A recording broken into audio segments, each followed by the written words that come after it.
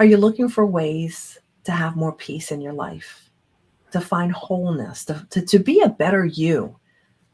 Before we can start fixing others, I guess that's probably impossible to do, but we really have to look internally. And I'm so excited about my next author. His name is Bill Pardue, and he wrote a mystic guide to spiritual evolution. Welcome, Bill. Morning. Good morning. I'm glad that you're here talking about just being better us, building that, the spiritual foundation that we have and going from where we're at right now, today, at this moment, and being better down the road. Would you talk about that general message in your book? Yeah, I mean, the general message is this. Number one, the human race is in trouble. I think we all know that. I think we haven't found any solutions in the technology. They've created as many problems as they have solutions. But for the human race, we are still back at the caveman era almost. We just have not found a way to quit blowing each other up and to quit hating each other and to quit judging each other and putting ourselves above others. Those are all things that, just don't help us function. We are not going to survive as a species if we continue to move through life as unconsciously as we do. What a profound way to say that. We are unconsciously moving through life with little purpose and very temporary needs and wants and concerns and care. That's really profound how you said that. Yeah. And the other thing is that we are spending billions of dollars on medications, on prescriptions, on depressant, all kinds of stuff nowadays. And the real toxicity in our human race is hate and judgment and ridicule and greed. It's all coming from within us, and it's all something we can't control. We can control all those things. We can act better. We can be better people. We do not have to react to somebody who, turn the cheek kind of a thing.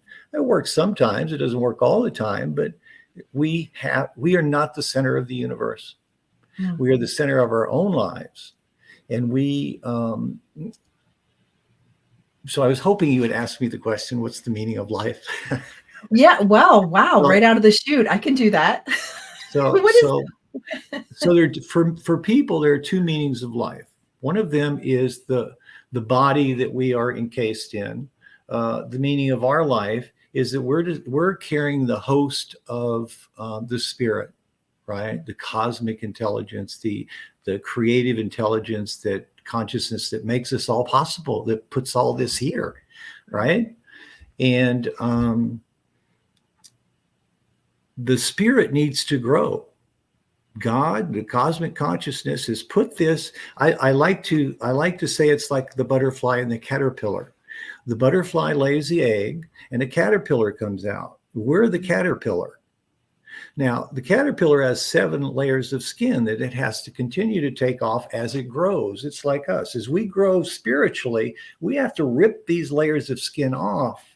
Judgments, hatred, animosity, just meanness, right? We have to be good people. And that's how we do it. We get to be good people by taking those layers of ego off. And then the funniest thing about the caterpillar is the last layer of his skin, he wraps around him.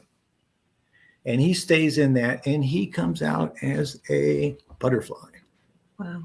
That's the spirit, right? When we can get all those layers of human destruction and destructive thinking. So this is, everything that the human race does based on a thought, right? Hitler took over half the world and killed millions of people because of what he was thinking and what he believed. Yeah. They believed it. They were true believers. Yeah. So so that's the eternal life of man, the spirit. That's that evolution. But we also have an evolution in this life, which is we have to always do the right thing. right? Even if it's going to hurt you, even if it's not going to benefit you, we have to understand that to get love, you have to give love. Right. To get charity, you have to be charitable. Mm. You have to be that thing. The meaning of it, the individual's life is what that individual makes it from moment to moment. The So choices being a they good make, person, that is the foundation. it's it. And it's the Right. foundation of all religions. It's just a different definition of what good people are. Hmm. But and to be a good person, you have to be self-aware, right? Mm-hmm. As you were self-aware about your tendency and my tendency to say something that you can never bring back, right? Right, You have right. to be Our aware enough. pre-interview conversation. Right, Yeah, right. our tongues. Right. Yeah. Yeah. So you have to be aware enough of what you're doing to say, whoa, whoa, no, no, no, stop, stop before it Right. goes out. Right. Having It's just like filters. hitting Right. someone, Right. cursing at someone because they cursed at you. You have to take a 5-second break and say, is this the right thing to do? Or is this, I'm just doing this because I'm selfish. I'm mad at this person. I hate this person. That viral cancer of hate that is now consuming the human race has to be caught moment to moment by each individual. We're the And ones that putting it out there, nobody else. Bill, one thing about your book is that you're taking all the world religions and finding the common ground. That's really interesting. Would you talk about that? Yeah, well, let's look at the first example. So here we have I don't know if you can see that or not. Yeah. Right? Yeah. So what it says under that example is when climbing the ladder of spiritual evolution, there will be a step called helping others. That step is essential to the perfection of the spirit for which we are all capable. Skipping it is not an option. That's what we're looking at here. And I don't know one religion that would disagree with that. Right. And as a human family, what made us strong in the beginning, what made us survivors and on the top of the food chain is our ability to help each other. Yeah. We hunt in groups. We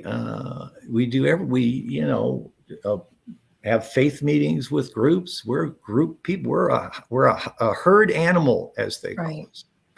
And without that herdness, and all we see now is because of the cancer of hatred and politics, and it's just we have to stop that. And we're the only ones that can stop it. We can't blame it on anybody. We can't blame God.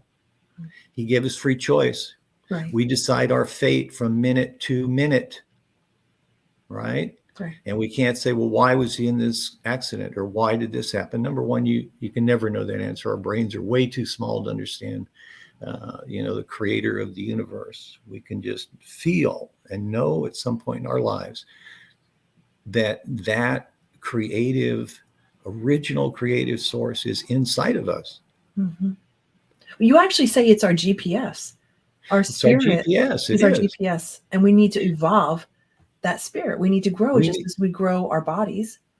We need to surrender ourselves to what that spirit is telling us. You're getting all those veils off of humanity, the greed and all that stuff.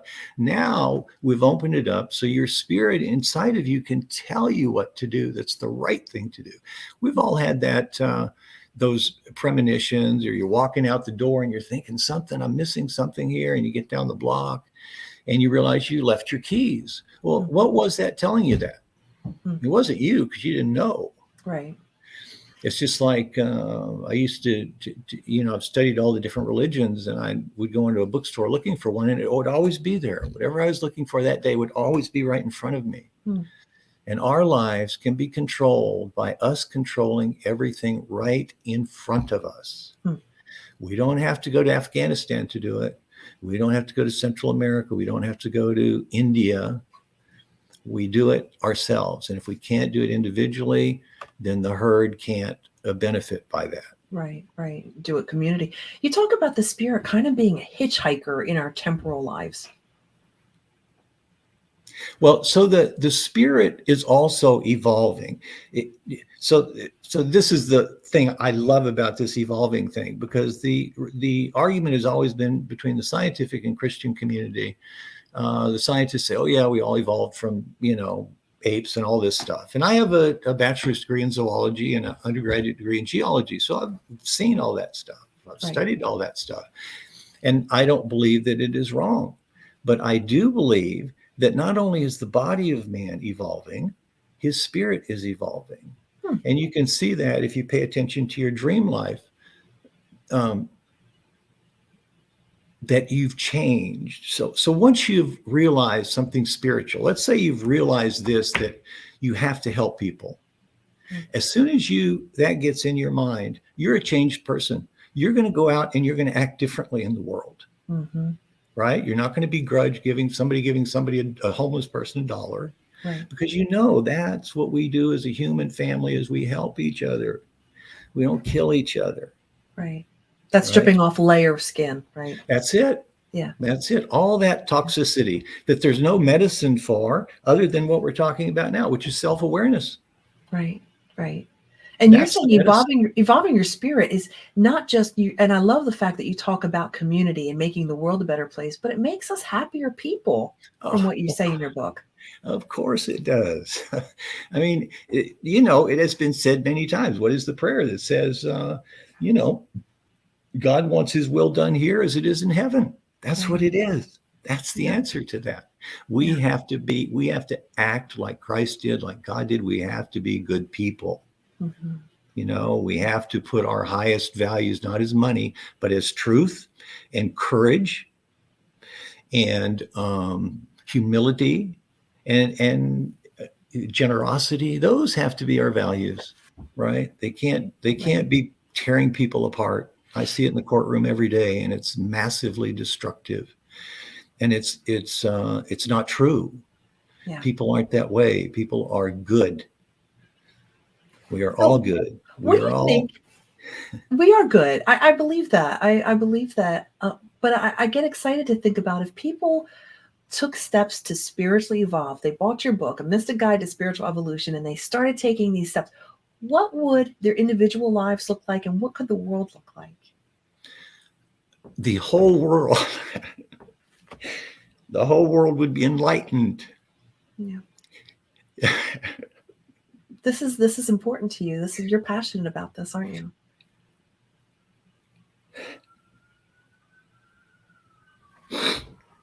Yeah. I love your heart for this, Bill. Thank you for being so real. Yeah. Well, let's just say if everybody read the book the world would be saved. Yeah. And if they understood it, that's it. Guaranteed. You go through it, you understand it, you're enlightened. Yeah. You're a spiritual, you're the butterfly. Why is this so important to you? Why is it not enough that you're just enlightened? Why do you want to share this with other people? I mean, clearly, look at your heart, Because once you feel these things and you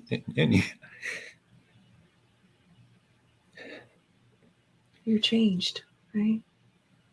Changes you.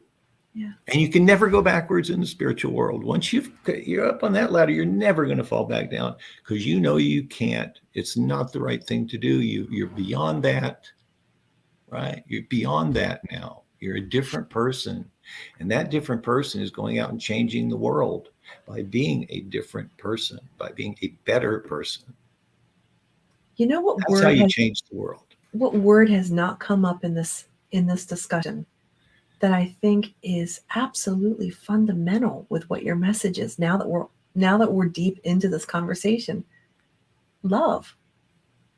We haven't spoken about love, and that seems to me the foundation of spiritual evolution.